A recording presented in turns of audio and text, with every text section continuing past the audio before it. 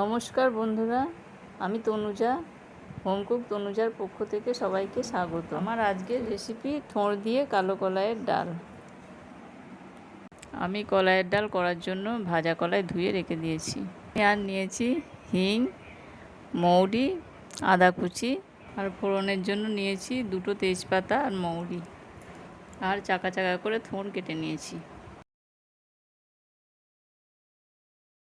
আমি রান্নাটি প্রেসার কুকারেই করব।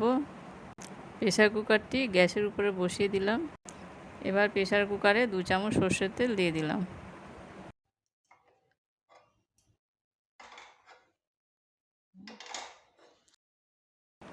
এরপর আমি হাফ চামচ মৌরি ও দুটো তেজপাতা দিয়ে দিলাম, আর একটু হিং দিয়ে দিলাম।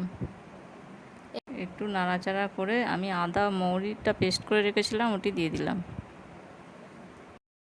গরমের দিনে কলাইয়ের ডাল খাওয়া খুবই ভালো, এটা শরীরটাকে ঠান্ডা রাখে।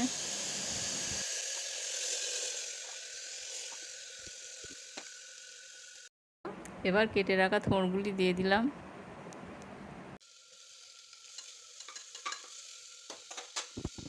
কলাইয়ের ডাল তো আপনারা খেয়েছেন, থোড় দিয়ে করে খেয়ে দেখবেন, খুবই ভালো লাগবে।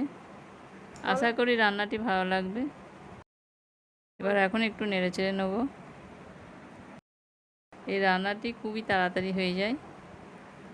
এবার আমি কলাইয়ের ডালগুলো প্রেসার কুকারে দিয়ে দিলাম, ভালো করে নাড়াচাড়া করে নিলাম। এই রান্নাটি আমি হিং, মৌরি ও আদা দিয়ে করেছি, আর কোনো এক্সট্রা কোনো মশলা দিইনি। ভালো করে নেড়ে চেড়ে এবার জল দিয়ে দিলাম। আপনারা গরম জলও দিতে পারেন, আমি ঠান্ডা জলই দিলাম।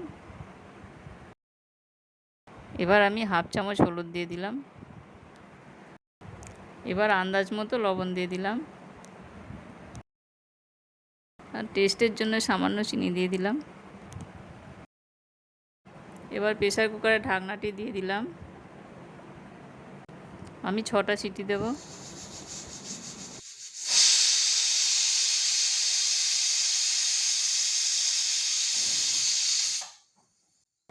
আমার 6টা সিটি দেওয়া হয়ে গিয়েছে। এবার আমি গ্যাসটি অফ করব।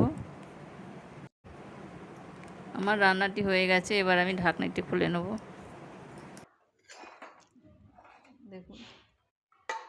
দেখুন একদম গলে গেছে।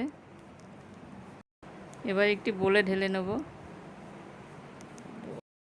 আমি যেভাবে রান্না করলাম আপনারা এইভাবেই রান্না করবেন।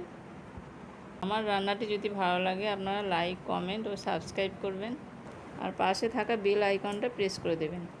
তাহলে আমার নতুন ভিডিওগুলো সবার আগে আপনাদের কাছে পৌঁছে যাবে। আপনারা ভালো থাকবেন, সুস্থ থাকবেন। ধন্যবাদ।